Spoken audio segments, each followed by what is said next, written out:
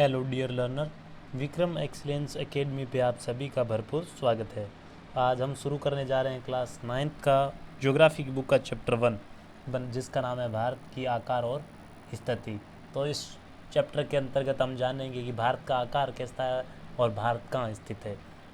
तो चलिए शुरू करते हैं इसको। सबसे पहले हम देख लेते हैं भारत की स्थिति। भारत एक विशाल देश है। यह उत्तरी गोलार्ध में स्थित है। उत्तरी गोलार्ध का अर्थ है कि पूरी पृथ्वी को 0 डिग्री अक्षांश रेखा, जिसे इक्वेटर बोला जाता है, जिसे भूमध्य रेखा भी कह सकते हैं, ये 2 बराबर भागों में बांटती है। इसके उत्तर वाला भाग उत्तरी गोलार्ध कहलाता है और इसके दक्षिण वाला भाग दक्षिणी गोलार्ध कहलाता है। तो ये 0 डिग्री अक्षांश के रिस्पेक्ट में भारत उत्तरी गोलार्ध में स्थित है। फिर इसका मुख्य भाग 8 डिग्री 4 मिनट उत्तर से 37 डिग्री 6 मिनट उत्तरी अक्षांश है। मतलब कह रहा है कि भारत का जो एकदम नीचे वाला पॉइंट है, जहाँ से पहली अक्षांश रेखा टच होती है, वो है 8 डिग्री 4 मिनट। 8 डिग्री 4 मिनट मान लो ये यहाँ की बात कर रहे हैं। 8 डिग्री 4 मिनट से लेके यहाँ अंतिम तक, यहाँ तक इंदिरा कोल, जो भारत का एकदम उत्तरतम बिंदु इंदिरा कोल, वहाँ ख़त्म होती है, जो है 37 डिग्री 6 मिनट उत्तरी अक्षांश। तो भारत का अक्षांश से विस्तार में पता चल गया 8 डिग्री 4 मिनट से लेके 37 डिग्री 6 मिनट उत्तरी अक्षांश तक। और फिर भारत का देशांतरी विस्तार है 68 डिग्री, माने ये रेखा, ये रेखा टच करती है 68 डिग्री 7 मिनट से लेके 97 डिग्री 25 मिनट पूर्वी देशांतर तक। अब सबसे पहले देख लेते हैं कर्क रेखा कि कर्क रेखा भारत को एकदम 2 बराबर भागों में बांटती है। भारत के 2 बराबर भागों में बांटती है और भारत के 8 राज्यों से कर्क रेखा गुजरती है। कर्क रेखा जिसे 23.5 डिग्री उत्तर में देश को लगभग 2 बराबर भागों में बांटती है। मुख्य भाग में दक्षिण पूर्व में अंडमान और निकोबार द्वीप समूह बंगाल की खाड़ी में स्थित तथा दक्षिण पश्चिम में लक्षद्वीप समूह अरब सागर में स्थित है। मतलब ये कह रहा है कि यहाँ है ये अंडमान निकोबार द्वीप समूह जो बंगाल की खाड़ी में स्थित है, और यहाँ है लक्षद्वीप जो अरब सागर में स्थित है। यहाँ की बात कर रहा है। आगे भारत के कौन से 8 राज्य हैं जहाँ से ये जो रेखा है कर्क वो गुजरती है, उनका जिक्र कर लेते हैं। तो सबसे पहले गुजरात में प्रवेश करती है।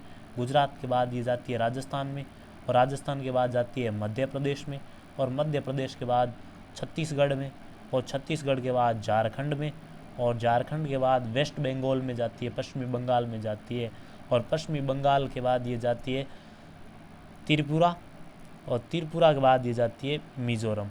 तो कुल मिला के भारत के 8 राज्यों से कर्क रेखा गुजरती है। आइए आगे बढ़ते हैं। फिर अब भारत की स्थिति के बारे में पता चल गया है कि भारत कहाँ स्थित है।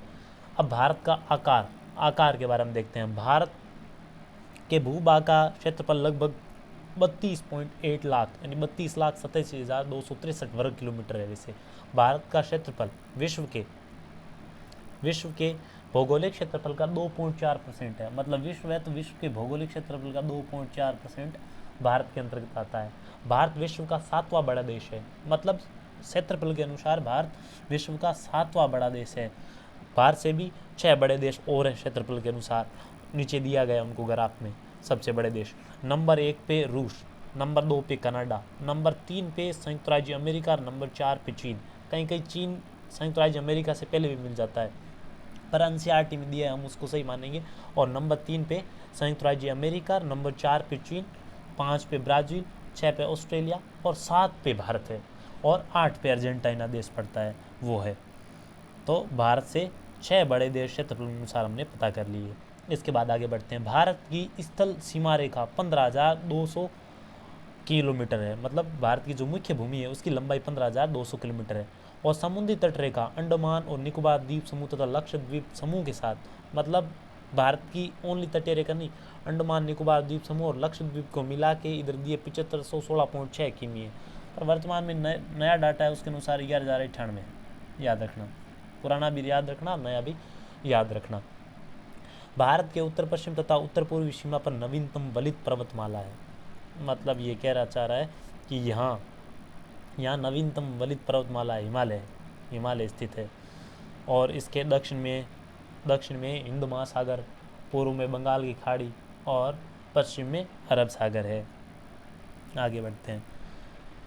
अब इसके बाद हम देखेंगे कि एक क्वेश्चन था इधर 82.5 डिग्री पूर्वी देशांतर, ये कि 82.5 डिग्री पूर्वी देशांतर को भारत की मानक यामी उत्तर माना गया है।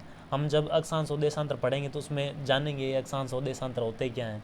तो यहाँ याद रखना कि 82.5 डिग्री पूर्वी देशांतर को भारत की मानक समय रेखा माना गया है, IST इंडियन स्टैंडर्ड टाइम, जो कि Greenwich GMT Greenwich main time से 5.5 घंटे आगे हैं। अब ये कैसे आगे हैं, 1 मिनट पे 1 डिग्री पे 4 मिनट का अंतर आता है, ये हम उसके अंदर जानेंगे जब अक्षांश और देशांतर का टॉपिक पढ़ेंगे अच्छे से।